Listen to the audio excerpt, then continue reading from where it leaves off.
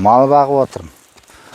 4 түлік мал демалысты білмейді, мерекелік күнді білмейді. Күннің ысысын, жаңбырды, салқынға қарамайды ғой, жайылады. Біз естіп қасында мал бағып отырамыз. Арасында құмалақ ашамыз.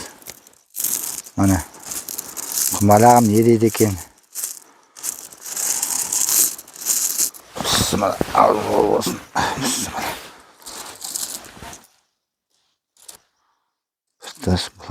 Жол шығып тұр. Бір жақсы хабар бар ғой. Үлкен жақсы хабар бар. Үкіметтен бір жаңалық келейін деп тұрған сияқты. Қараңдаршы міне. Бүйтіп жақсы жаңалық болады. Бұйырса малшы шопандарға үкіметтен жылына 1 рет жаңағы қаржы төлейін деп жатыр, ақша. Төлейін деп соған қағаздарын дайындап қойыпты, мынаны қараңыздар. Жылына 1 рет демалысқа, курортқа, санаторияға жіберейін деп тұр. Ақысыз жақсы. Ауруханаларға, емдеуге, емханаларға жатқызып қарайын деп тұр. Мына осы малдың соңында мен жүрем, малды оғыдыр жүреді. Егіп, қарап болғайда.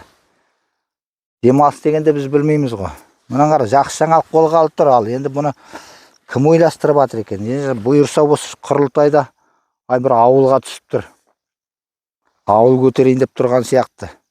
41 тасым құмалағым алдамас. Бір жақсы жаңалық. Бұларға шипажайға жолдама берейін деп тұр ғой. Бұйырса барлығына еңбек демалыс жылында 1 болса, мал шопандарға 2 рет деп тұр. Міне керемет. Бір күн жақсы жаңалық келеді, жақсы болады.